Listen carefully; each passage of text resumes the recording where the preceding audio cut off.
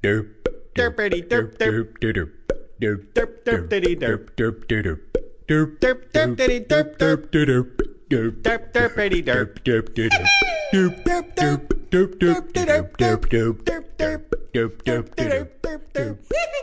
Derp derp derp derp derp.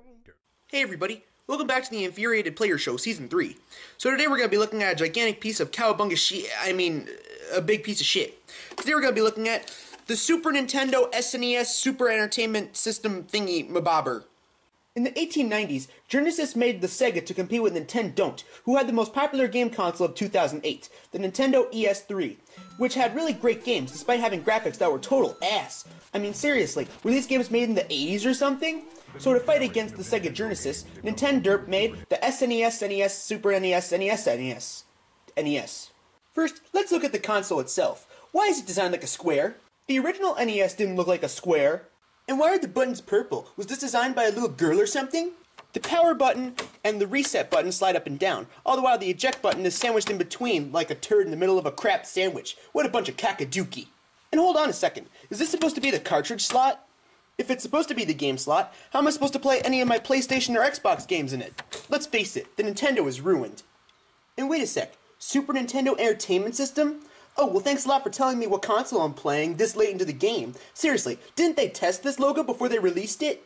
Oh, hey player, what are you doing? Are you doing a review of the Super Nintendo? Oh, Donnie, get out of here, you're not in this review. Well, okay then, if you need me, I'm gonna go down to the convention for failed Jerry Lewis impersonators.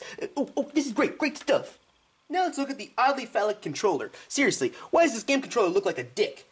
Anyway, we get a D-pad, we get a start button and a select button, we get an A and a B button, and then an X and a Y button?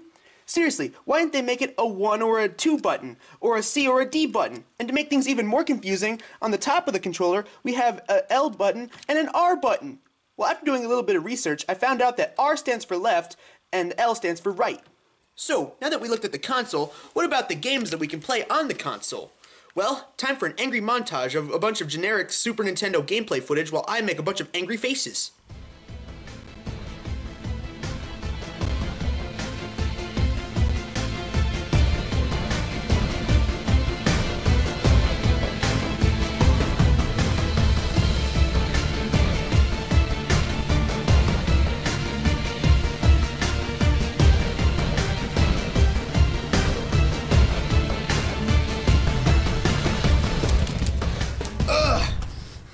The Super Nintendo. More like diarrhea dick waffles. He's the angriest gamer you've ever heard. He's the angry Nintendo nerd.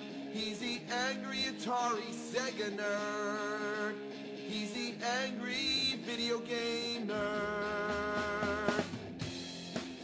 When you turn on your TV, make sure it's